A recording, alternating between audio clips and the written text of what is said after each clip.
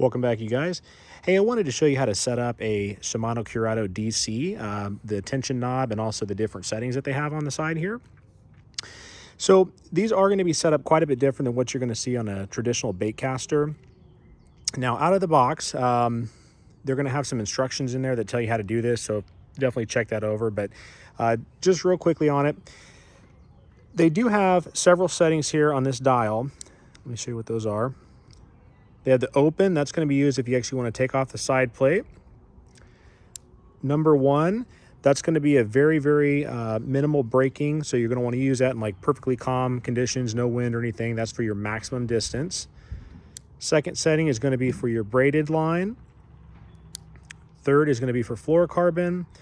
And then the number 4, you can crank that up if you're like casting in an extremely windy condition. That's going to have the maximum brake setting. I believe I want to say that the monofilament falls on the number 2 as well for the braking. Now, so I've got braid on here. I usually am just going to leave this on setting number 2. I find that works pretty good. I have played with 1 a little bit. You got to be careful with that because it really doesn't break very much, and you can backlash it pretty easily still on 1 if you're not careful. The 4, I don't use that much because it breaks it so severely that it just minimizes your cast like crazy. So not something I'd really, I'm probably not going to use a whole lot. Maybe if you're trying to do some skipping or something like that. So that's what the line settings are for. So if you're gonna put braid on, I'd recommend going with number 2. If you've got the fluorocarbon, go with number 3. And the mono, I'll have to double check the manual or check your manual, but I believe it's number 2 for the mono. And then 1 and 4 are kind of iffy. I'm not so sure what I think about those yet. Now, the other thing is, once you've got that settings dial selected for your line type, the tension knob, and this is where it gets different. A lot of traditional bait casters, they're going to tell you to set it to where you basically drop your lure and then basically drop the lure to where it touches the ground and it doesn't basically overflow. So that's not what you're going to want to do on one of these DCs.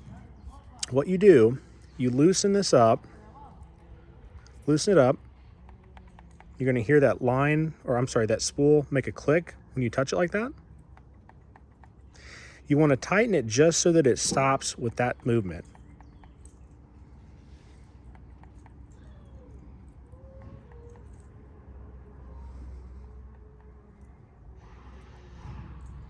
Yeah, so you can hear it doesn't make the click anymore. And that's kind of how you want to set that up. So you do have to use your thumb on this. So if you were to just let this go, you're going to see it's going to overflow. Same thing if you were to cast it and not stop it before the lure hits the water, and that's okay. Now, if you wanted, you could set this up. You could tighten that tension dial enough to where, you know, if you let this go, it would basically stop it, and as soon as the lure touches the ground, it's going to stop for you, kind of like you'll see on some traditional bait casters. But I definitely wouldn't recommend doing that though, because you're going to actually hurt your cast distance quite a bit on these DCs.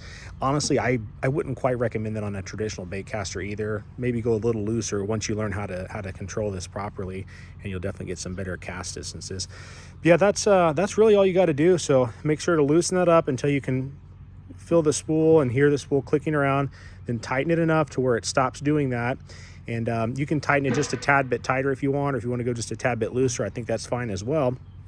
And then you really don't have to adjust this based on lure swaps. That's one thing I really like about these.